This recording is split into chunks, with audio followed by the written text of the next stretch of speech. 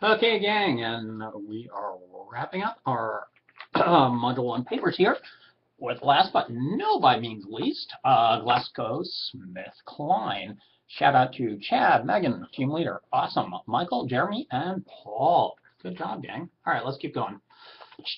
Firstly, please use double space. I am 48 years old, people. I am going blind if you only do single space. All right. Talking about the who was the founder of Major Entrepreneurial Features. Okay. Nathan's entrepreneurial spirit was based on his deeply held Jewish principles and his steadfast desire to expand into new technologies and shipping. Good. Citation would be nice. Lots of Jewish scholars talk about the association between Jewish people's culture and entrepreneurism. I certainly know this from firsthand experience with friends and family friends, I should say. And I would, you need citations on this. You can't just say, oh, entrepreneurial spirit, something like this. Okay, let's keep going. Neat. Okay, first ship to transfer meat, etc. You do have Willis Crop 2007. If this is like a history of the firm, that would be good. 105 is New Zealand farming. Okay, well, that's New Zealand farming, but what about the whole comment about an ethos? All right, so not bad, but keep going here. It's your first paper. Okay, new technology one. Okay, sons return home. Okay, company's directors decide to change the lacto, but I can change the lamps. Okay, well, nice beginning. Okay, you know, but I think what I really need to know, though, is how it evolved later on. I didn't explicitly say this, so I'm certainly not going to dock anyone points on this, but I think what you want to think of, especially as you aim towards the executive memo, is how did the firm's founders' entrepreneurial spirit later manifest itself in today. Okay, so for example, Team Sony did a nice job at saying, okay, Morita-san said, okay, we need to be innovative later on. However, I do recall, though, they didn't say how, they said, okay, they got transistors, but they didn't give specific product examples. I mean, in this case, for example, does GlaxoSmithKline still do meat? Well, maybe they do, but don't they do pharmaceuticals? See what I mean? Okay. All right, next going on. What markets does your firm operate in? Where do they produce their products? Where do they sell their products? Okay, biopharmaceutical company. Okay, research that develops an innovative medicine brands. Good. Where's the citation? Okay, sites. Not surprisingly, it has research and development sites located in 3 continents. Okay, why is that not surprising? Is it because of the availability of brain power or what? I mean, for example, Research Triangle Park, North Carolina. Why is that a good place? Well, yeah, I know, University of North Carolina, etc., but you should say this. Okay, Singapore, Shanghai, Spain, and Belgium. All right, next question. Are those near universities as well? We're going to be looking at a term called spillover effects. Basically, you got a big university, you want people, you got availability of capital, you got sunshine, gee, you got Silicon Valley. Okay, let's move on. Okay, good. You talk about the 3 major areas of business that shape modern healthcare, pharmaceuticals, vaccines, and consumer healthcare. Okay, you don't want a semicolon, by the way. You want a colon. Team leader, pick up on these things. Okay, you're talking about vaccines, etc., etc., etc. Okay, this is just like earlier papers. You can't just give me a laundry list of what they do. You really need, especially these firms that have operate everywhere. That's fine.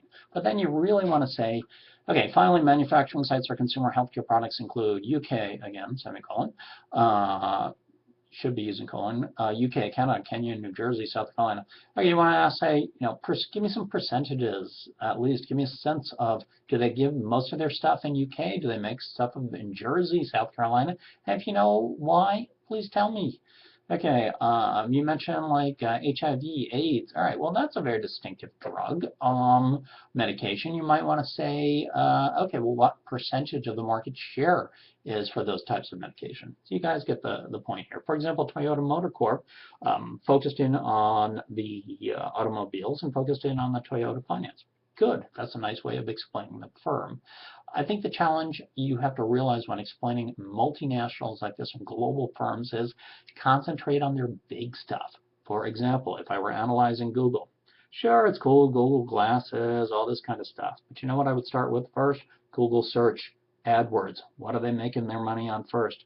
YouTube, what this is being presented on right now. An extension of their business. However, are they actually making money on YouTube or not? Hi, people of YouTube, you tell me. These are the sorts of things, and is this the type of thing of integration from what we're talking about, entrepreneurism to development of products, etc.? Yeah. However, gang, these are all first papers. This is good. Okay, let's keep going. Essay 3, demographics, characterize typical customer. Okay, typical customer is GSK or potentially everyone on the globe. All right.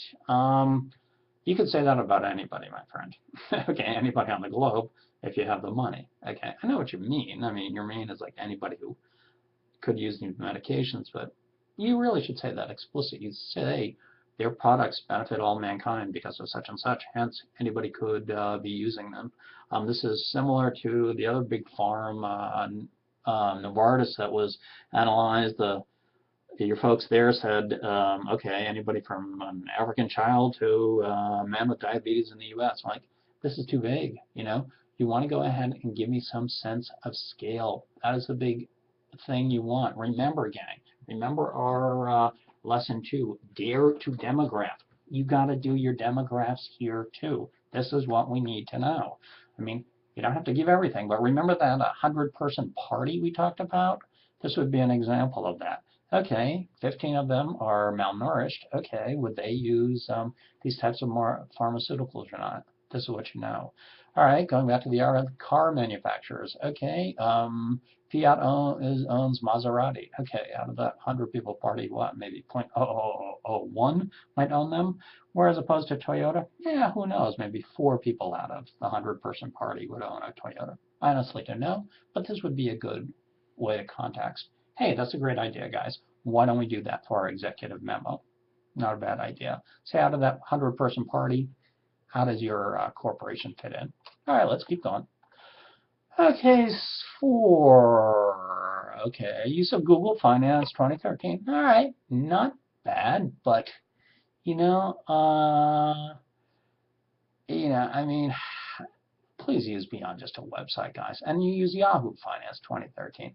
Come on, you got the world as your oyster here for financial services in financial resources in Penn State. Get your money's worth. Use them. Heck, pick your IRA this way too. All right, let's keep going. Good. Market capitalizations, nice. Generated 4.2 billion revenue. Good. Okay. Analysts believe their strategy for the past 5 years has created more balanced. Okay. All right, well, you say analysts. Who are these analysts? Okay, is this something out of Yahoo Finance? I'm sorry, this is like, oh, they say it on this website, so I'm going to put it in. Not good enough, guys. Not good enough. All right. Good paper, but suggestions for not only my class, but papers in the future, for work you might do for clients, for your corporations you're at, whomever, just to say a generality like this. It's not good, because I assure you, the first thing you will say is, well, who says so?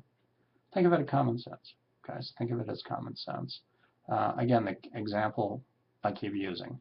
You want to buy a used car. You're going to just trust the dealer? No. Go to Carfax. Right here.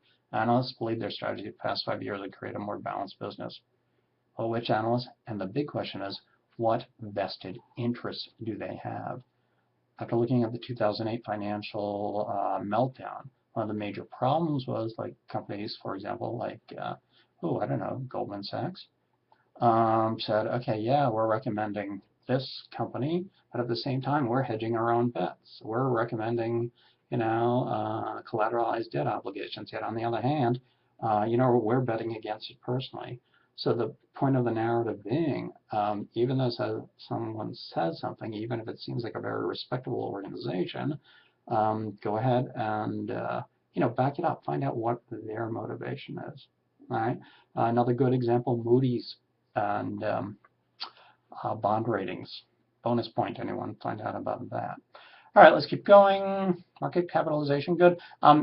Tip for these finance sort of stuff, numerical values, use charts. I want to say Fiat, they had like a neat little graph they were talking about from an annual report. Go ahead, just please cite, put it in, but please cite it. All right, good. The analysis is a good beginning here, guys. Just support it. Okay. Okay, you sum up. Not bad. Shout out to Megan. Please, all team leaders, check grammar, punctuation, all that kind of good stuff. It's a good beginning. Please take my feedback in hand. Go for it. I do like your variety of citations. You're not just going directly off their annual reports, which I'm delighted. But you need more of them. Okay, just 2. What does that earn you? 3.5 points or something? Come on. You guys are smart students. I like giving good grades. Earn them, and I will be delighted to do so. All right. Good job, team. Be safe with the storm.